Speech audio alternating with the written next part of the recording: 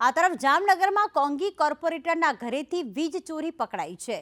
અસલમ ખિલજીના ઘરેથી 3.5 લાખની વીજ ચોરી ઝડપી પાડવામાં આવી। વોર્ડ નંબર 12ના કોંગ્રેસના કોર્પોરેટર છે અસલમ ખિલજી।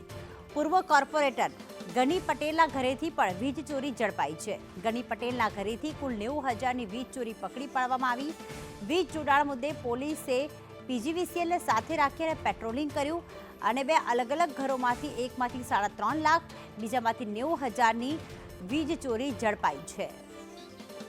ઉપેન્દ્ર અમારી સાથે જોડાઈ ગયા છે। ઉપેન્દ્ર, પીજીવીસીએલને કોઈ બાતમી મળી હતી કે અહીંયા આ પ્રકારે વીજ ચોરી કરવામાં આવી રહી છે? ચોક્કસથી જણાવ્યું કે જામનગર શહેર અને જિલ્લામાં પોલીસ તંત્ર ફૂલ એક્શનમાં આવી ગયું છે અને અસામાજિક તત્વો સામે કડક કાર્યવાહી કરવામાં આવી છે। ત્યારે વીજ તંત્રને સાથે રાખીને વીજ ચોરીના સંદર્ભમાં અસરકારક કામગીરી કરવામાં આવી છે। ત્યારે જામનગરમાં પણ આ રીતેની કામગીરી કરવામાં આવી હતી। ત્યારે જામનગર શહેરના જે પટણીવાડ વિસ્તારમાં છે તેના રહેતા જે